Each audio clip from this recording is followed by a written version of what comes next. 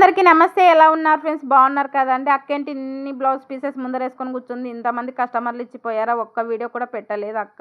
లైవ్లో కూడా పెట్టడం లేదు. స్టిచ్చింగ్ చేస్తా అనుకుంటున్నారు. అంత సీన్ అయితే లేదండి. మన టౌన్లో వీధి వీధికి 4-5 మిషన్లు అయితే ఉన్నాయి. నేనైతే ముందే జూనియర్ నండి. 2 ఇయర్స్ అయిపోయింది, 3 ఇయర్స్ అయింది మిషన్ నేర్చుకొని. అమ్మాయివి నావి మా బంధువులో మాత్రమే స్టిచ్చింగ్ అయితే చేస్తాను. ఎవరో అర్జెంట్ అంటేనే నా దగ్గరకు వస్తారు. నేనైతే అప్పుడైతే స్టిచ్చింగ్ చేసిస్తానండి. ఇంకా వీడియోలోకి అయితే వచ్చేద్దాం. ఇన్ని బ్లౌజెస్ ఇవ్వడానికి కారణం ఎవరంటే మా ఫ్రెండ్స్ వాళ్ళండి.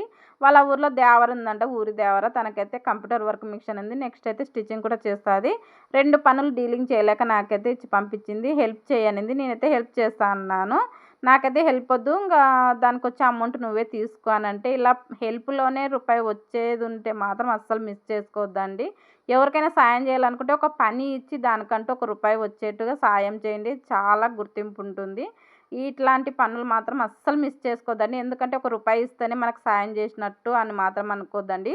ఒక పనిలో మనకంటూ రూపాయి వస్తే మాత్రం ఆ పనిని మాత్రం అస్సలు మిస్ చేసుకోవద్దండి. ఇలాంటి ఫ్రెండ్స్ ఉంటే మాత్రం అసలు వదులుకోవద్దండి. నాపై నమ్మకంతో తనైతే బ్లౌజెస్ అయితే ఇచ్చింది. ఇక మీదటైతే షార్ట్లలో వస్తూనే ఉంటాయండి. బ్లౌజ్ స్టిచ్చింగ్ చేయడం మాత్రం అస్సలు మిస్ చేసుకోవద్దండి. మీ అందరి సపోర్ట్ ఎప్పటికి ఇలానే ఉండాలని కోరుకుంటున్నాను.